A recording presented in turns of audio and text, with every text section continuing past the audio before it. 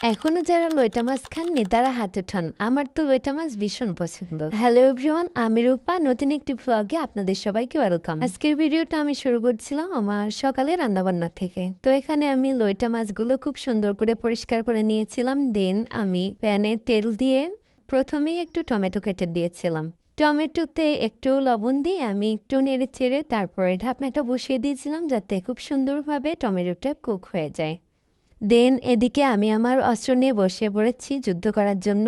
এটাকে আমরা যশোরের মানুষ শিলনোড়া বলি। আপনারা এটাকে কি নামে চেনেন কমেন্ট করে অবশ্যই জানাবেন। তো আমি প্রথমে একটু সরিষা সুন্দর করে বেটে নিয়েছিলাম। আর এই রান্নাটাতে অবশ্যই সরিষা দিতে হবে, স্কিপ করা যাবে না। দেন আমি এখানে পেঁয়াজ, আদা, রসুন, কাঁচামরিচ, শুকনা মরিচ সবগুলো একসাথে নিয়ে বেটে নিয়েছিলাম। শিলে বাটা মশলা দিয়ে তরকারি রান্না করলে কিন্তু অনেক মজা হয় ব্লেন্ডার করার থেকে। আমি শুধুমাত্র মাংসের মশলা ছাড়া বাকি অন্যান্য সবজির মশলা সবসময় শিলনোড়াতেই বাটি। কথা বলতে বলতে আমি জিরা দিতে ভুলে গিয়েছিলাম, তো এই পর্যায়ে আমি একটু জিরা অ্যাড করে নিলাম। এটাকেও আমি বাকি মশলাগুলোর সাথে খুব সুন্দরভাবে বেটে নিয়েছিলাম। দেন আমি এই সব মশলাগুলোকে শিলের উপর থেকে সুন্দর করে নিয়ে বাটিতে নামিয়ে নিচ্ছি।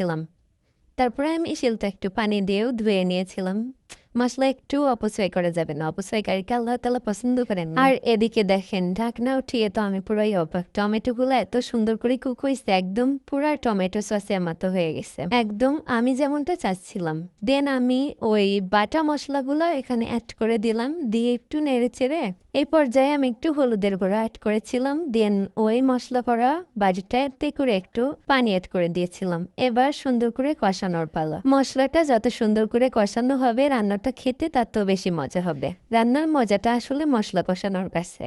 তো আমি মশলাটা অনেকটা সময় নিয়ে সুন্দর করে কষিয়ে নিচ্ছিলাম। মাঝে মাঝে ঢাকনাটা উঠিয়ে নেড়ে দিচ্ছিলাম যাতে মশলাটার নিচে পোড়া না লেগে যায়। মশলা পুড়ে গেলে কিন্তু রান্নার স্বাদটা একেবারে নষ্ট হয়ে যায়। তো এখানে আমার মশলাটা খুব সুন্দরভাবে কষানো হয়ে গেছে। দেখেন মশলাটার থেকে তেলটা কেমন আলাদা হয়ে গেছে। দেন এ পর্যায়ে আমি আগে থেকে ধুয়ে রাখা লইটা মাছগুলো অল্প অল্প করে মশলার ভিতরে অ্যাড করে দিচ্ছিলাম। আপনারা কি একটা জিনিস খেয়াল করেছেন? আমি ওই যে শুরুতেই টমেটোতে একটু লবণ দিয়েছিলাম, তারপরে কিন্তু আমি আর মাছের জন্য এক্সট্রা কোনো লবণ দেইনি, কারণ লইটা মাছটা একটা সামুদ্রিক মাছ, এটাতে এমনিতে একটু খেতে লবণ লবণ লাগে, তার জন্য আমি আর লবণ দেইনি এক্সট্রা করে। আর এদিকে দেখেন আমি কিন্তু এই মাছটাতে একটুও পানি অ্যাড করিনি, এমনিতে মাছটার থেকে কতগুলা পানি বের হয়েছে। লইটা মাছটা অনেক নরম হয় আর এটাতে রান্নার সময় এই মাছটা থেকে অনেক পানি বের হয়। মাছ থেকে যে পানি বের হয় ওটা দিয়ে মাছটা রান্না হয়ে যায়। তো রান্নার এই পর্যায়ে আমি অনেকগুলা ধনিয়া পাতা অ্যাড করে দিচ্ছিলাম।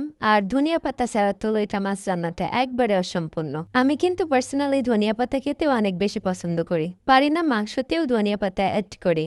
তো আমার মতো কারা কারা ধনিয়া পাতা খেতে পছন্দ করেন অবশ্যই কিন্তু কমেন্ট করে জানাবেন। তো এই যে আমার রান্না শেষ, এখন খাবার খাওয়ার পালা। এখানে আমি আগে থেকে পাঁচমিশালি শাক ভাজি করেছিলাম, ওটা নিয়েছিলাম, আর ওটা ভুনা নিয়েছিলাম।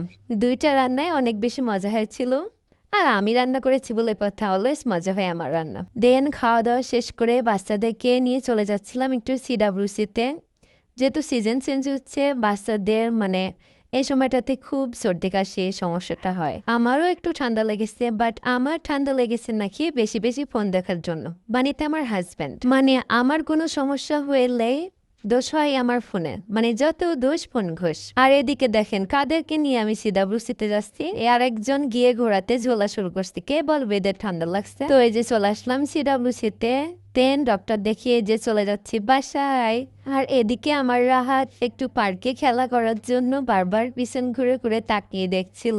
তারপর ওকে নিয়ে গেলাম, আর দেখেন অবস্থা, ঘোড়ার উপরে উঠে মানে সে কান্নাকাটি শুরু করছে ভয়ে। এর আগে ও কখনোই এটাতে উঠেনি। আর এইদিকে তাহার বড় ভাই, সে কারো সাহায্য ছাড়া নিজে নিজেই দোল খাওয়ার উস্তাদ। এই দোলনা থেকে পড়ে গিয়ে ছোটবেলায় রোহানের মাথা কেটে গেছিল। দেন আস্তে আস্তে দেখলাম এই কিউট দুটা বেড়াল, দেখেন মাশাআল্লাহ কি সুন্দর দেখতে, এরা কি সুন্দর করে তাকিয়েছিল আমার দিকে, মনে হচ্ছিল ওদেরকে বাসায় নিয়ে চলে আসে। দেন আমার মনে হলো অলরেডি তো আমার বাসায় দুইটা বিড়াল আসছে, এই দুইটাকে পালতে গিয়েই আমি নাজেহাল। আমি ওদের সাথে একটু মিয়াও মিয়াও করে মজা করছিলাম, তো ওরা তো ভয় পেয়ে গেছে, ভাবছে এত বড় বিড়াল আবার কোত্থেকে আসলো। দেন আমরা এই যে বাসায় চলে আসলাম। আজকের ভিডিওটা এই পর্যন্তই। সবাই ভালো থাকবেন, আমাদের জন্য দোয়া রাখবেন। আল্লাহ হাফেজ।